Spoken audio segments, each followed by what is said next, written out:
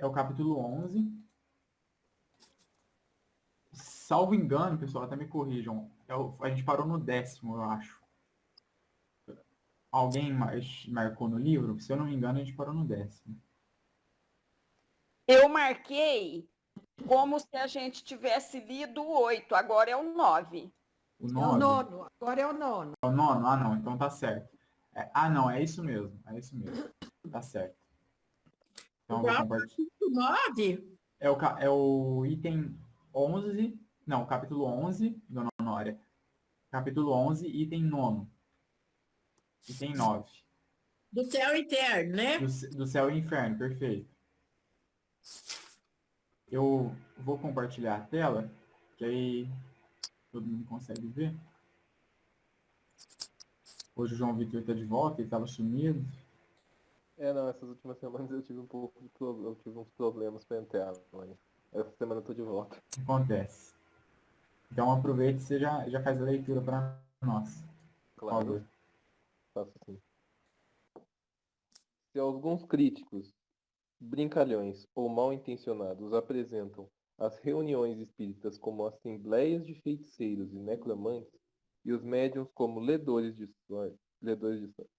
Se alguns charlatães associam o nome do espiritismo a práticas ridículas que este desaprova, muita gente, em compensação, faz justiça e testemunha o caráter essencialmente moral e grave das reuniões sérias. Além disso, a doutrina, exposta em livros ao alcance de todos, protesta bem alto contra os abusos de todos os gêneros, para que a calúnia recaia sobre quem merece. Pode ler o 10º também, João, por favor. Tudo bem. Dizem que a evocação é uma falta de respeito pelos mortos, cujas cinzas não devem ser perturbadas. Mas quem é que diz isso? São os antagonistas dos dois campos opostos, que dão as mãos. Isto é, os incrédulos, que não creem nas almas, e os crentes, que pretendem que só os demônios e não as almas é que podem vir. Quando a evocação é feita religiosamente e com recolhimento, quando os espíritos são chamados não por curiosidade, mas por um sentimento de afeição e simpatia, com um desejo sincero de instrução e progresso, não vemos nada que denote falta de respeito em apelar para as pessoas mortas, como se fazia quando estavam entre nós. Porém, outra resposta categórica a essa objeção é que os espíritos se apresentam espontaneamente, sem constrangimento, muitas vezes mesmo sem que sejam chamados. Eles também dão testemunho da satisfação que experimentam por comunicar-se com os homens, e se queixam, às vezes, do esquecimento a que são relegados. Se os espíritos se perturbassem ou se agastassem com nossos chamados, certamente o diriam, ou não atenderiam a chamada, já que são livres. Quando se manifestam, é porque isso lhes convém. Perfeito. Olha, eu só vou comentar uma coisinha sobre o final. Eu quero abrir porque eu acho que eu já perdi a conta de quantas vezes a gente já comentou, principalmente esse item 10 aqui, né? Com o mesmo teor. Então a gente falou muito sobre o aspecto da evocação, como a evocação deve ser praticada com recolhimento. Aqui ele usa um termo que retrata muito bem, religiosamente. Ou seja, um aspecto religioso mesmo. Com muito respeito, com muito amor, com muito cuidado, prudência. Então, são características imprescindíveis no momento da evocação. Mas esse fim aqui me chama bastante atenção, porque me lembra, assim, diversos trechos dentro da revista espírita, de espíritos endurecidos, sofredores, que pedem, às vezes imploram por orações e agradecem muito a evocação que foi feita por eles ali naquele momento. Então, diversas vezes os espíritos sofredores dizem, olha, vocês são os primeiros a se importarem comigo, ou os primeiros a orarem por mim. Ninguém antes o havia feito. Então, eles agradecem religiosamente mesmo, devotadamente, os espíritos sofredores, eles agradecem a evocação que é bem feita. Tanto os superiores se agradam pela oportunidade de servir, de instruir, como os inferiores também se agradam pela oportunidade que os faz bem, e eles também nos ensinam com as próprias experiências. Então, assim, são aspectos que me chamam bastante atenção. Fora isso, eu quero abrir aqui, porque tanto o 9 como o 10, a gente já falou diversas vezes aqui no grupo, e eu queria, dessa vez, ouvir o pessoal falar primeiro, e vamos ver o que sai. Às vezes alguém traz aí uma dúvida, uma interpretação interessante que teve em cima do item 9 e do item 10. Quem quer comentar para nós?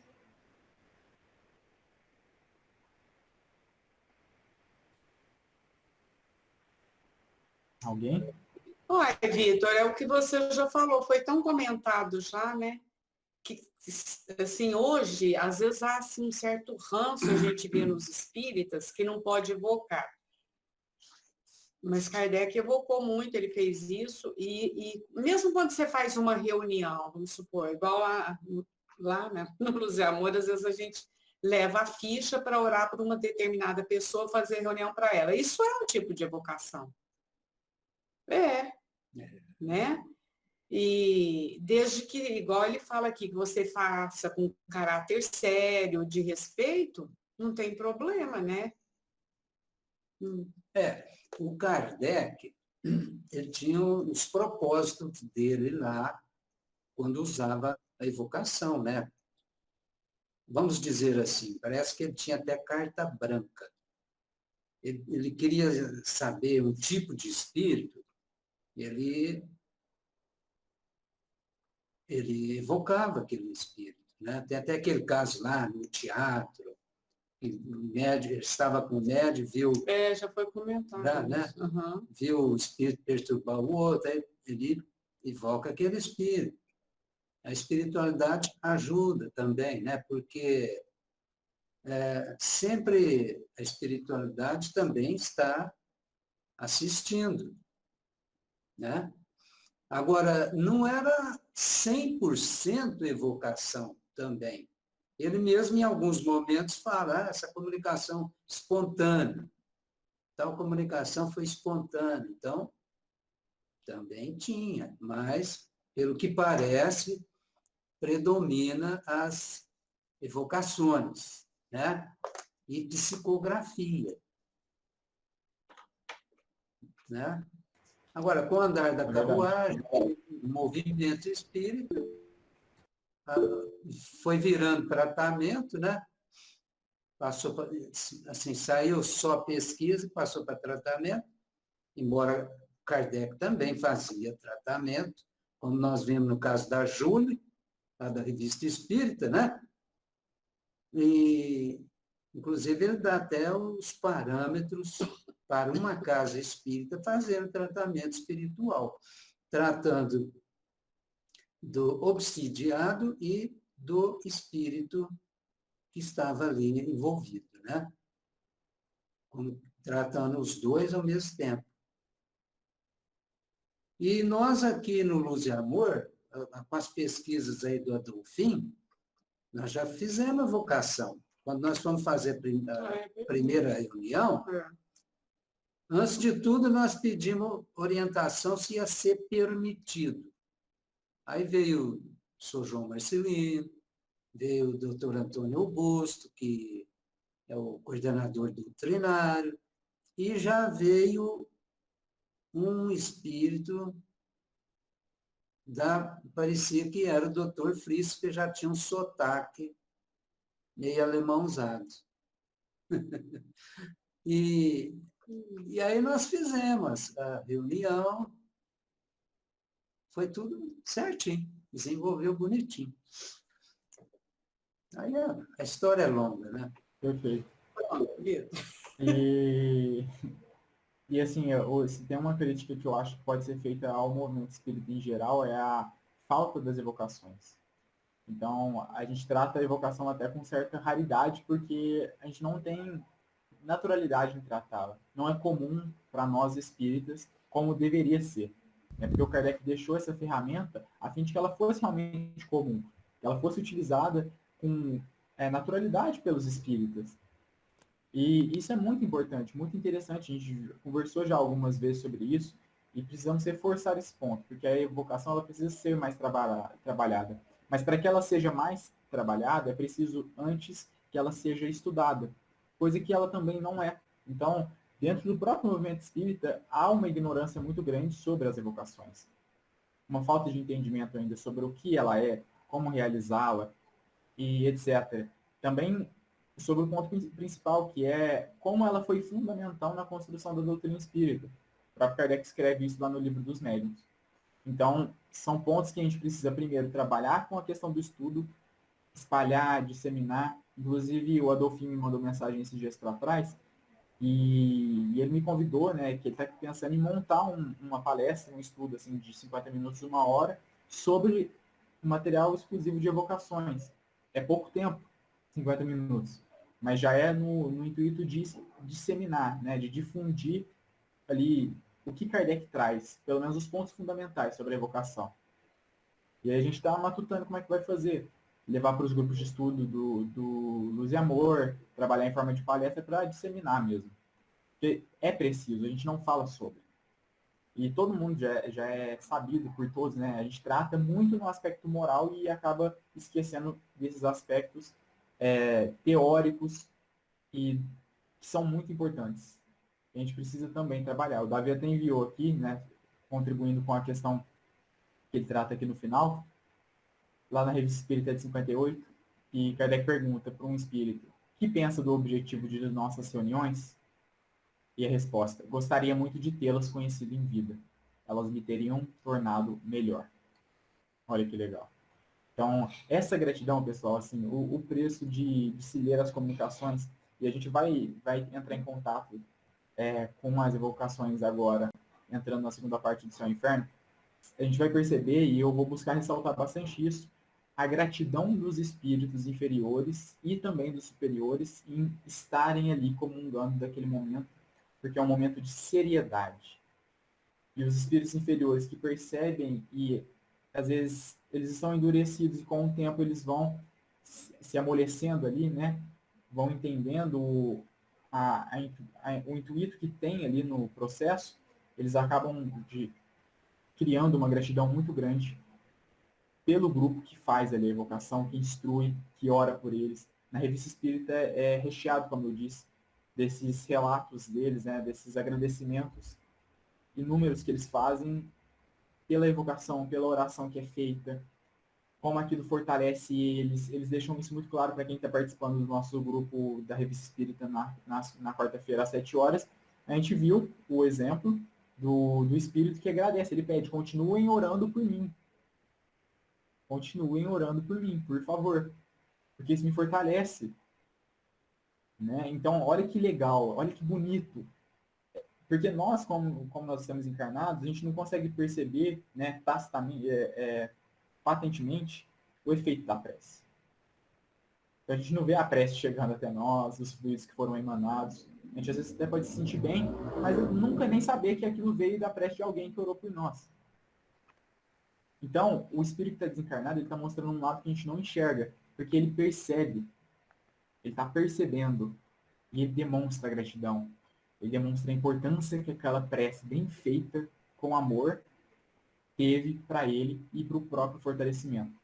Então, isso, assim, para mim, não tem preço. São comunicações muito, muito instrutivas. O Tony disse, né? Então, toda a Revista Espírita, todo mês, tem as divisões, então tem as evocações que foram feitas, tanto pelo Grupo Espírita de Paris, como por associados da Sociedade Parisiense, que enviavam as comunicações, as evocações que eram feitas. Tem os ditados espontâneos, então, às vezes Kardec reservava um momento da reunião para que os espíritos se comunicassem espontaneamente. Ele recebia belas comunicações. Teve até um momento em que os espíritos, na de 61, no ano de 61, né, que os espíritos eles começaram a debater entre si. Então, começou a ter uma série de comunicações sobre um tema, chamado esse trecho, o estilo é o homem. E eles começam a debater sobre isso, vários espíritos. Então, durante várias sessões da Sociedade Espírita de Paris, os espíritos começam a debater, um discordando do ponto do outro, colocando as opiniões. Então, isso é fantástico. Assim, é o preço também da Revista Espírita, né? São conhecimentos fantásticos. O Davi até mandou aqui, recomendando a leitura desse texto, que é a História de um Danado, na Revista Espírita de 1860. É um belíssimo texto. Fica aí a dica. Vitor, permite uma pergunta? Claro.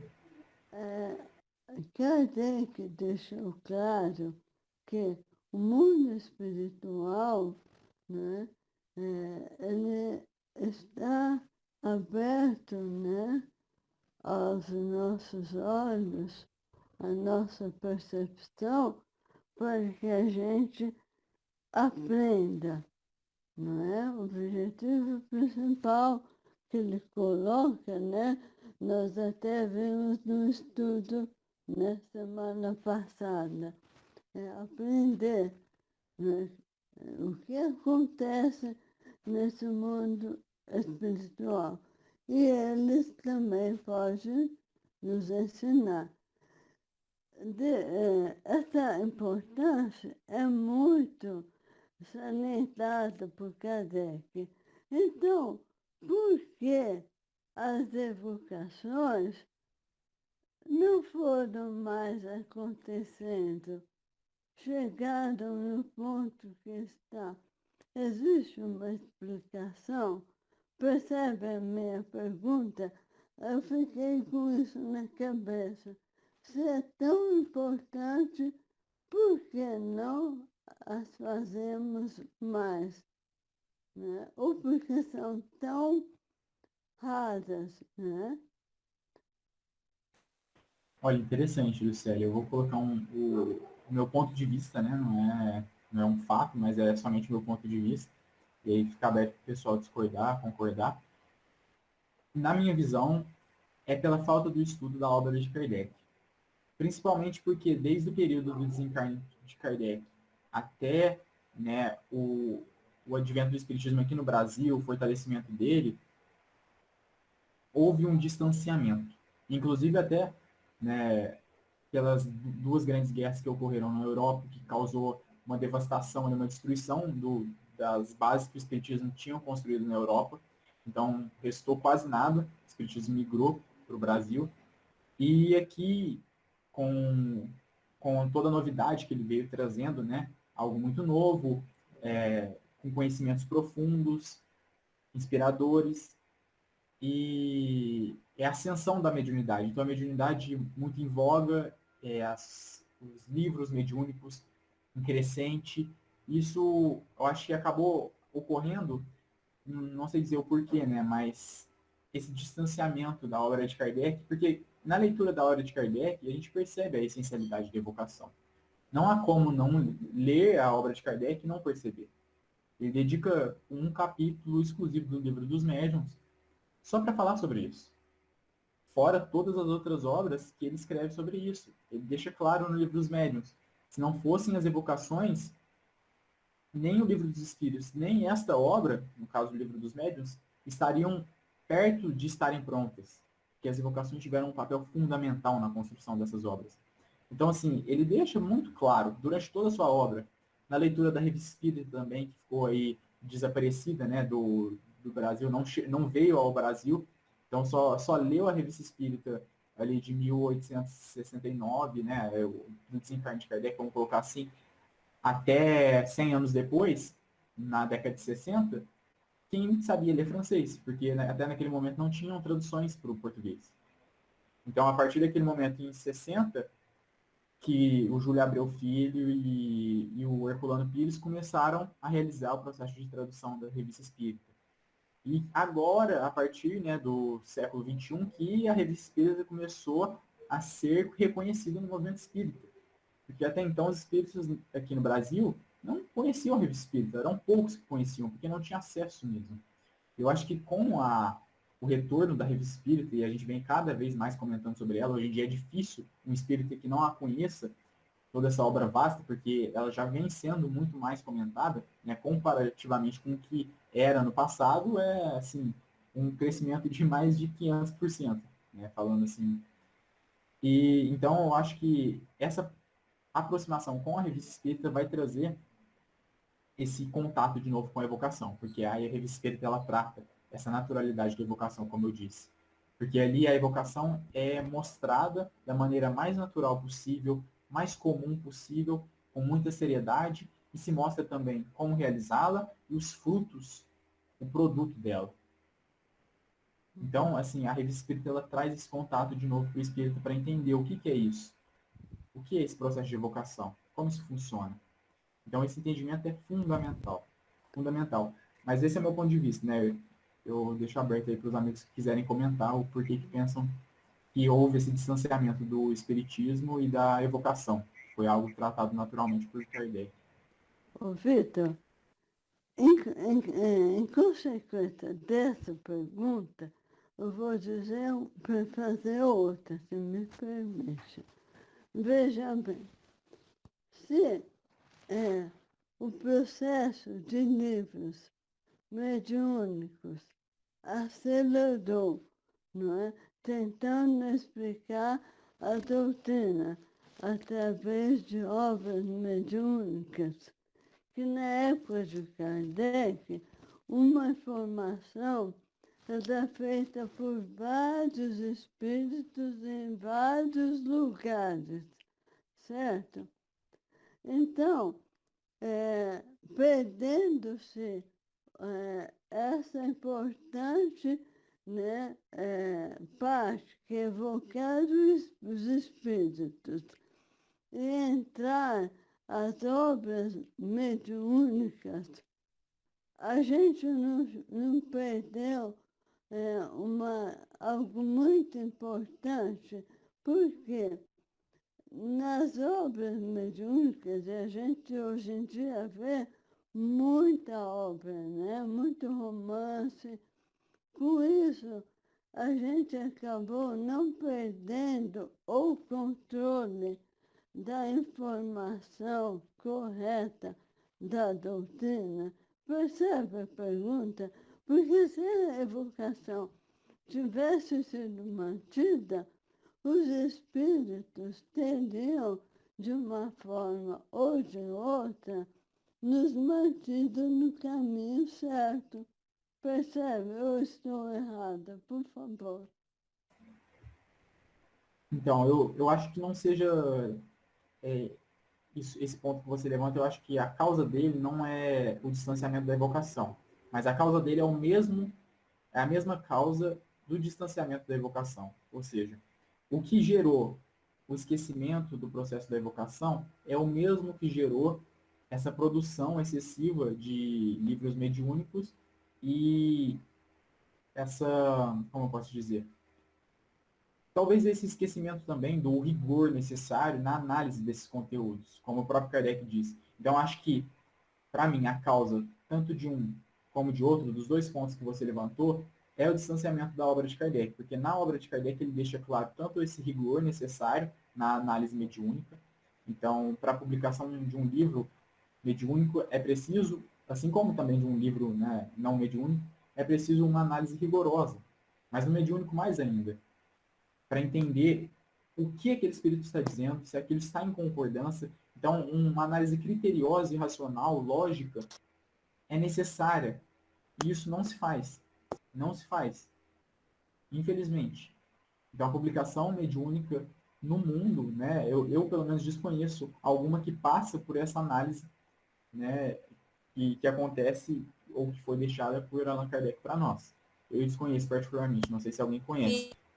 Peter, Oi? a FEB faz uma análise, viu, bem criteriosa para publicar. Eu entrevistei o Geraldo Campetti, que é o vice-presidente da FEB, e ele é o coordenador, né, das obras lá, do acervo da biblioteca, e ele falou que há uma análise criteriosa da FEB, tá? Os livros são publicados pela FEB. Ele falou que recebe, assim, em média, 200, 300 manuscritos por mês.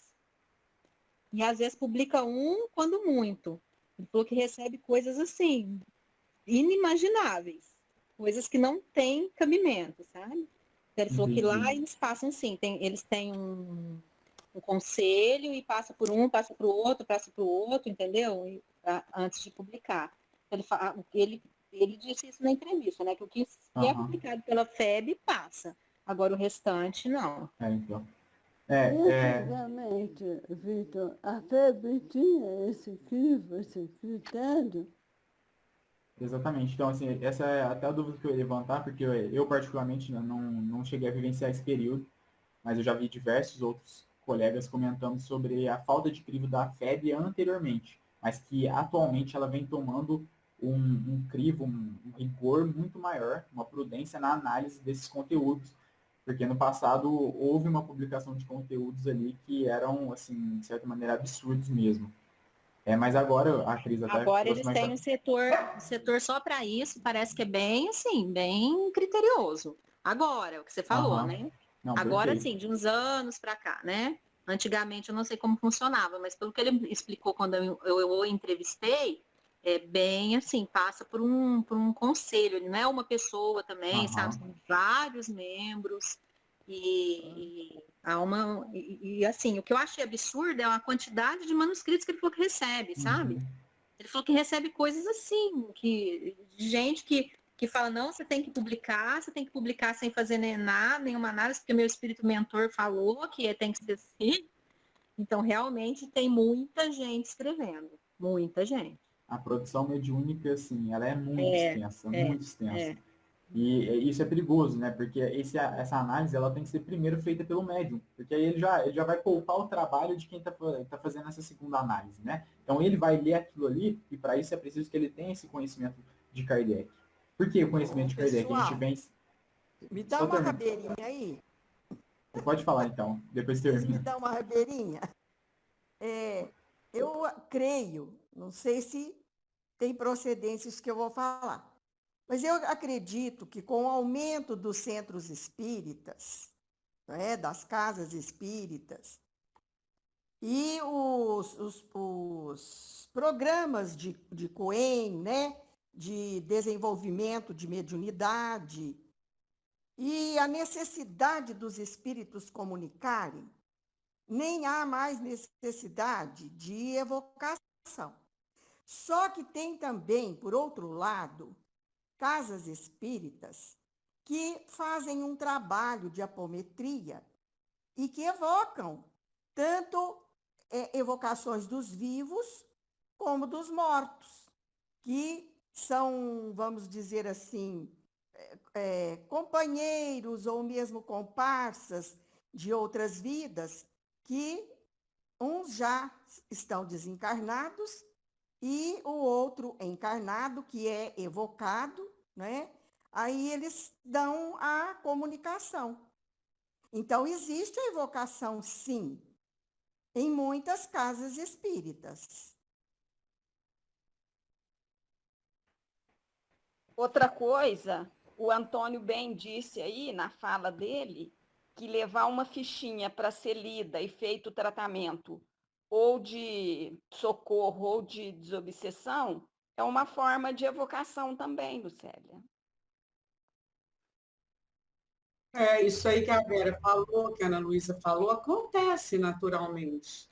Porque vejam bem, gente, não é aquela evocação, talvez, hoje eu vou fazer uma reunião, vou evocar o espírito de Monteiro Lobato, né? É o nome que me veio aqui. Mas, se eu vou fazer um tratamento para o Vitor Hugo. Vitor Hugo buscou a casa, ele está necessitando, eu vou fazer um tratamento para o Vitor Hugo. Vai acontecer isso que a Ana Luísa falou. Acontece. Pode vir o próprio Vitor Hugo, pode vir o espírito desencarnado que está vinculado a ele, pode vir um outro espírito encarnado que está num processo de encrenca. Isso acontece. Acontece sim, Ana. E agora, sobre isso assim, que a Lucélia colocou, que a Cristiane até falou da FEB também, o que eu penso, né, que aconteceu? É a opinião minha também, viu, gente? Sujeita aí à análise. Primeiro, a Igreja Católica, ela acabou fazendo um índex, né? Isso pode, isso não pode. E na doutrina espírita, a gente sabe que você não pode ter esses critérios aí, senão você entra num caminho que não é um caminho legal. E as coisas começam a aflorar, né? Agora, a Clara Feb, se ela responde, ela não pode falar sim ou não, mas ela tem uma responsabilidade, ela tem os critérios dela, como a USE tem, como os órgãos unificacionistas têm. Agora, o que não acontece na doutrina espírita, eu acho que isso não deve acontecer mesmo, gente, É você, como instituição, falar isso não presta ou isso presta. Que aí entra também o critério da pessoa. Se ela estuda doutrina, ela tem que ter capacidade de análise. Então, eu entro, por exemplo, no Idefran. Gente, eles colocam livro lá de todo jeito, é uma livraria, não é? Aí eu, como leitora, eu vou fazer a minha seleção. Não é porque está ali que eu penso assim, sabe? Porque senão fica um critério complicado, né, também.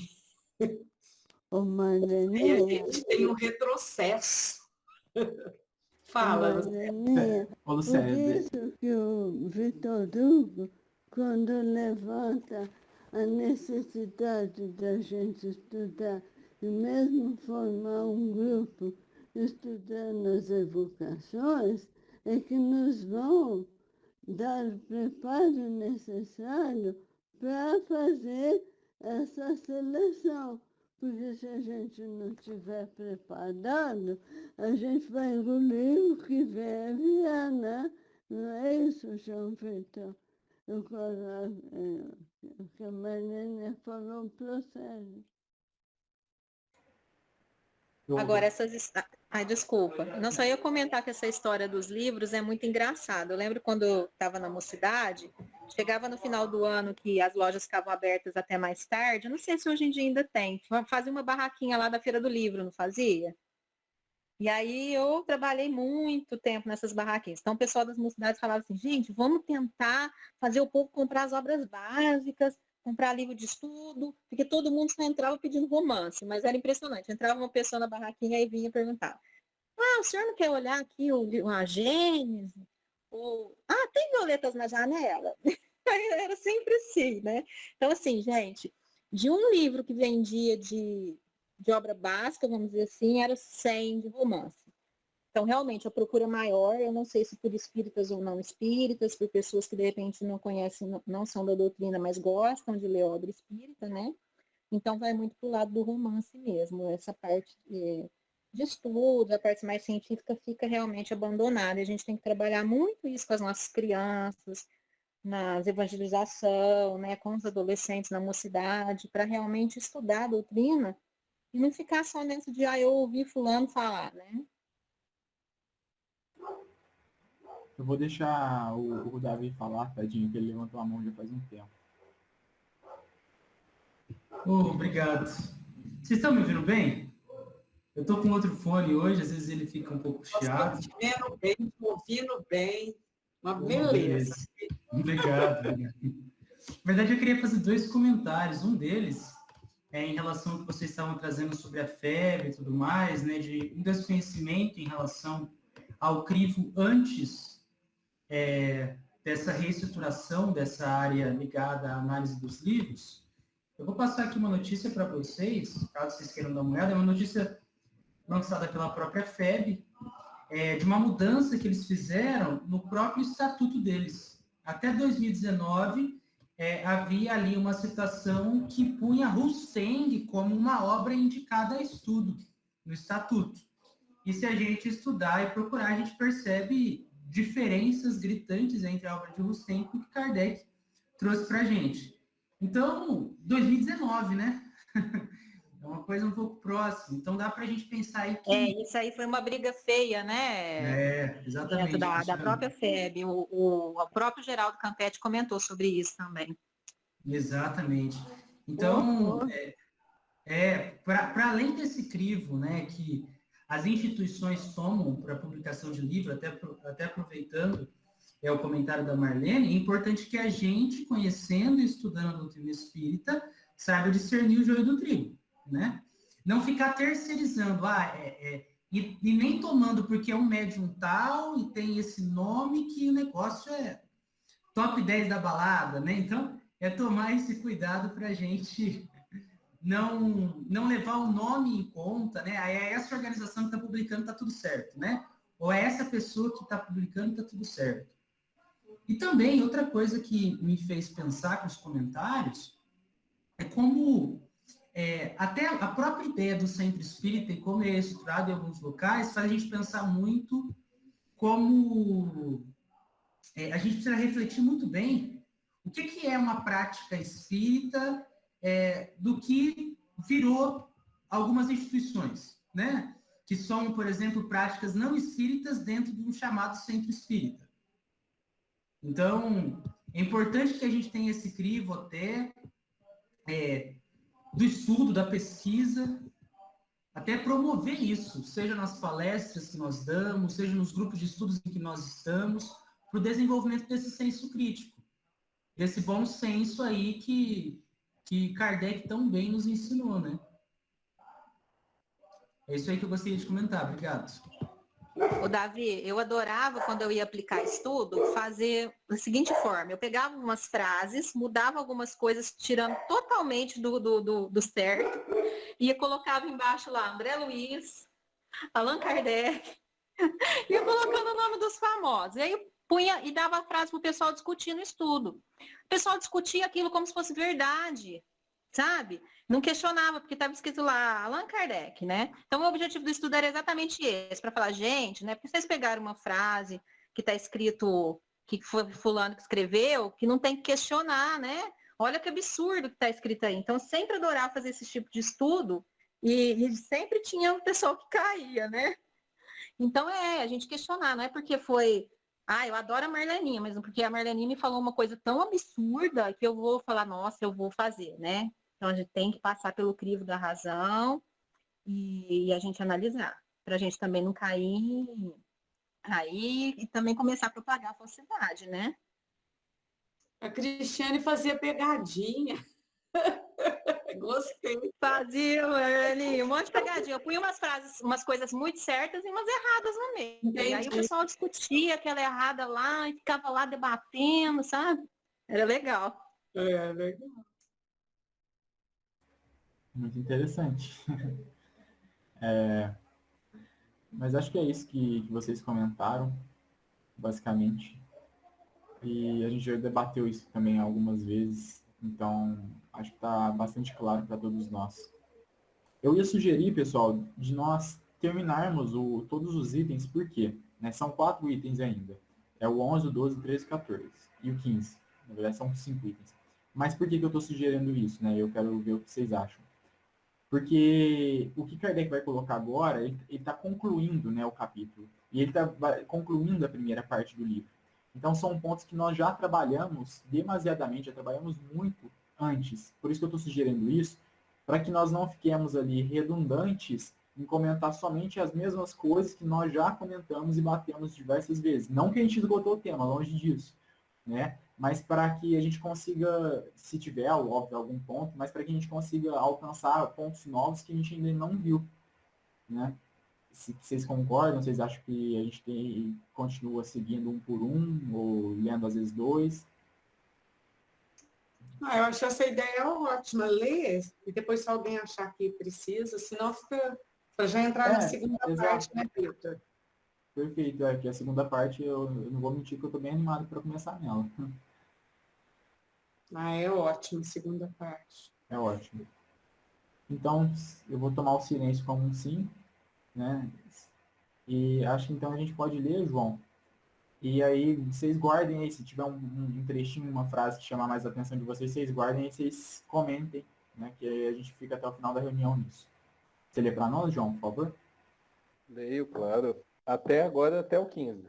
Até o 15. Tá. Alegam ainda outra razão. As almas permanecem na morada que a justiça divina lhes assinala, o que significa dizer no inferno ou no paraíso. Assim, as que estão no inferno de lá não podem sair, embora tal prerrogativa seja concedida aos demônios. As do paraíso, inteiramente íntegras a sua beatitude, são muito superiores aos morais para deles se ocuparem e são bastante felizes para não voltarem a essa terra de miséria, no interesse de parentes e amigos que aqui deixaram. Tais almas se assemelham a certos milionários que, não querendo perturbar a digestão, desviam a vista dos pobres. Mas se fosse assim, elas se mostrariam um pouco dignas da felicidade suprema. Seria, por sua vez, o prêmio do egoísmo. Restam ainda as almas do purgatório. Estas, porém, sofredoras como devem ser, devem cuidar, antes de qualquer outra coisa, da própria salvação.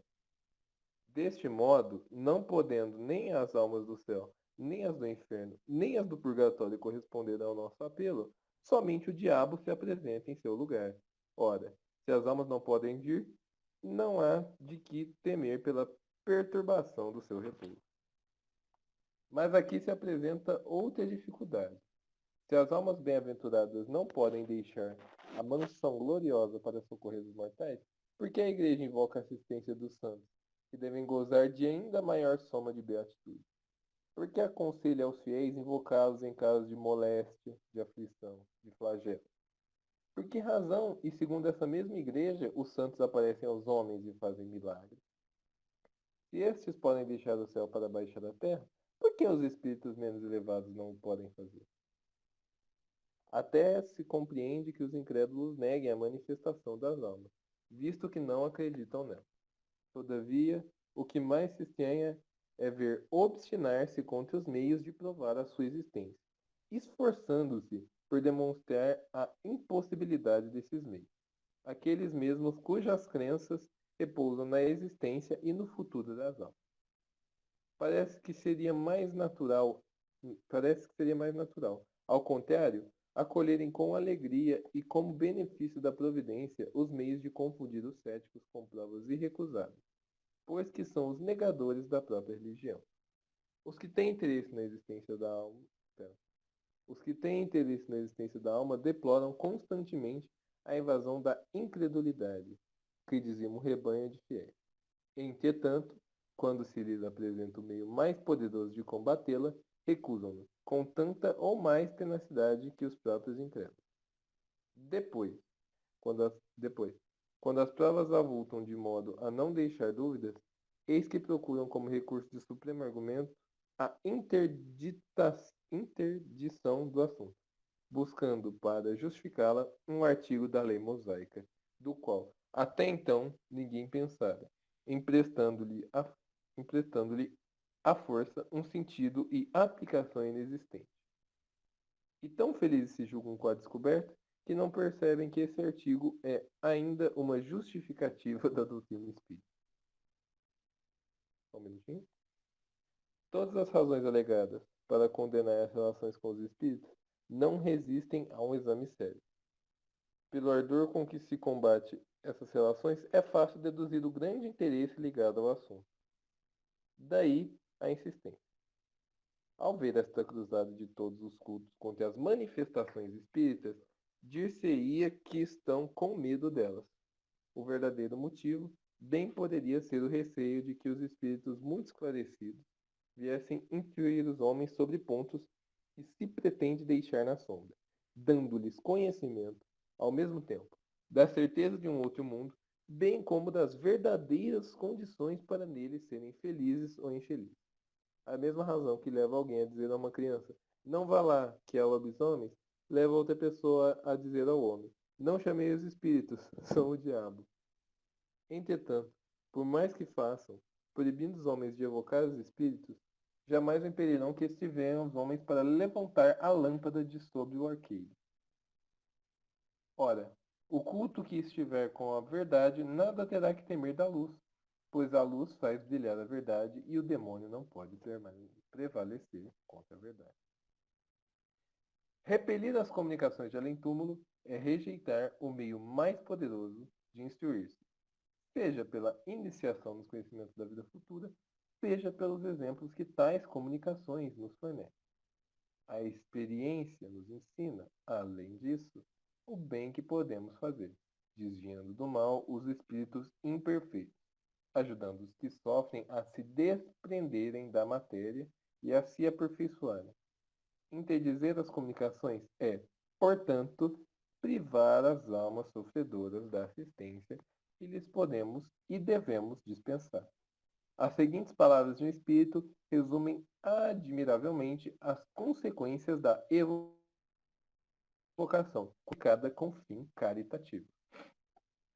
Todo espírito sofredor e angustiado vos contará a causa de sua queda, os arrastamentos a que sucumbiu. Falará sobre as suas esperanças, combates, terrores, remorsos, dores e desespero. Mostrará a Deus, justamente irritado, a punir o culpado com toda a severidade da sua justiça. Ao ouvi-lo, sereis movidos de compaixão por ele e de temor por vós mesmos. E se o seguirdes nos seus queixumes, verei então que Deus jamais o perde de vista, esperando o pecador, arrependido e estendendo-lhe os braços, logo que procure regenerar-se. Verei os progressos do culpado, para os quais terei a felicidade e a glória de contribuir, com a solicitude e o carinho do cirurgião, acompanhando a cicatrização da ferida que ele cuida diariamente. Acabamos a primeira parte. Que é a maneira melhor de acabar do que com uma comunicação que vai aí corroborar tudo que a gente vem trabalhando durante esse tempo, inclusive o que a gente estava discutindo agora há pouco, né? Sobre a evocação. Então, olha o que Kardec coloca. As seguintes palavras de um espírito resumem admiravelmente as consequências da evocação praticada com o objetivo caridoso. E ele inicia: repelir as comunicações de além-túmulo é rejeitar o poderoso meio de instrução que resulta para si mesmo da iniciação à vida futura e dos exemplos que elas nos fornecem. Então, olha isso. E ele ainda diz o que eu tinha comentado, né? Que quando a gente está repelindo isso, a gente está perdendo a experiência de ensinar, de entrar em contato com espíritos que vão nos ensinar e que nós os ensinaremos. Ajudaremos eles a se afastarem do mal. Eles nos ensinarão com as suas experiências, assim como o Espírito escreve aqui embaixo. Então, assim, esse 15 foi o que mais me chamou a atenção, porque ele resume tudo, né? Kardec coloca de forma sintética e muito bem trabalhada tudo isso. A essencialidade da comunicação, ou seja, a comunicação pode ser tanto a evocação como a espontânea, mas também coloca a importância da evocação. Ele finaliza dessa maneira, por quê? Porque ele vai iniciar a segunda parte do livro tratando evocações. Então ele finaliza a primeira parte mostrando a importância dos conhecimentos que a evocação nos traz. Por isso essa comunicação para fechar a primeira parte. Porque logo em seguida, se a gente continuasse, por exemplo, né, se a gente estivesse lendo aqui o livro e fôssemos seguir agora, a gente já entraria numa comunicação. Então, ele finaliza assim, perfeitamente. Da maneira necessária, encaixa. E isso é belíssimo, né? Os outros itens, ele comenta exatamente os pontos que a gente levantou. Ele ressalta novamente para finalizar que o artigo que assumem, né, que atribuem a Moisés lá na lei mosaica, que normalmente se utilizam para proibir a evocação, né, que os fiéis utilizam-se para proibir a evocação, na verdade corrobora com o Espiritismo, concorda com o Espiritismo. Então ele resume muito bem, ele fecha todas as pontas. Por isso que eu achei interessante a gente ler tudo, porque ele está fechando tudo, está concluindo não só esse capítulo, como toda a primeira parte que a gente veio trabalhando. Então ele levanta de novo algumas questões provocativas, levanta de novo a ideia dos espíritos na beatitude, que estão lá, né, regozijando e não se preocupam com o auxílio de ninguém, que isso na verdade é mais egoísmo do que caridade, que anjos não se preocupam com isso, que na verdade eles querem auxiliar.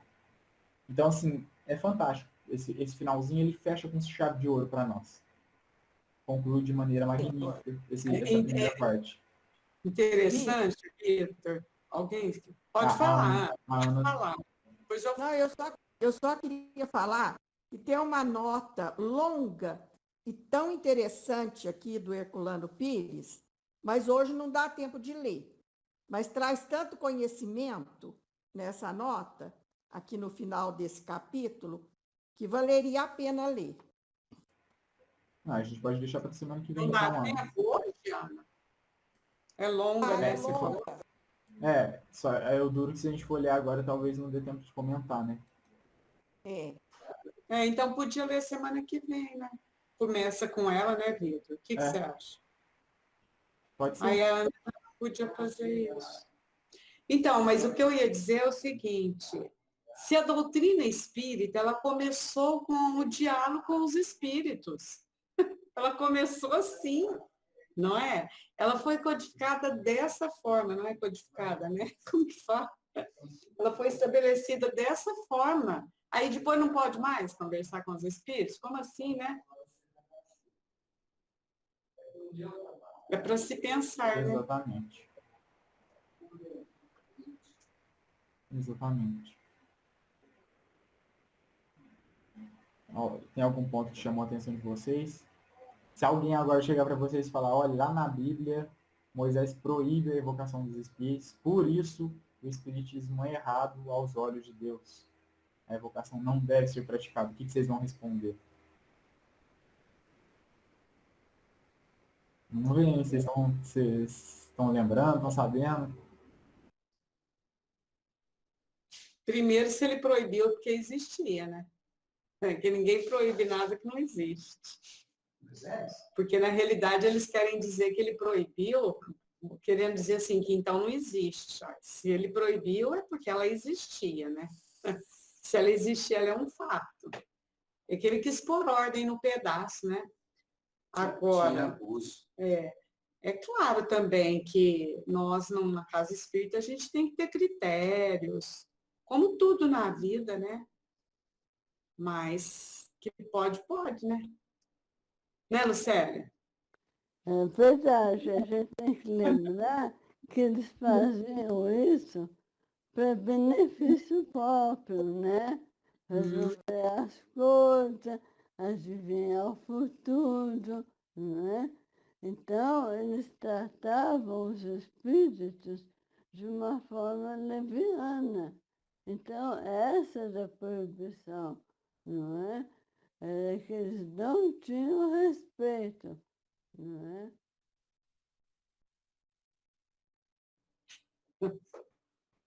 Isso aí, hein? Agora, se alguém vier com esse argumento querendo, né, desmentir o espiritismo ou contrariar, criticar o espiritismo, a gente já sabe como responder isso, que Kardec dedica um capítulo para essa resposta. Só tem um capítulo para refutar, né? Só um capítulo. Então, só um.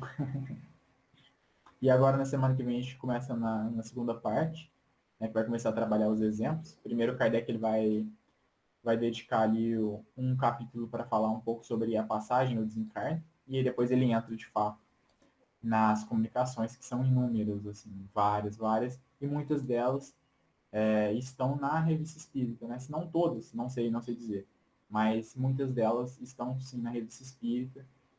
Então, foi de lá que Kardec pegou muita comunicação. E, enfim.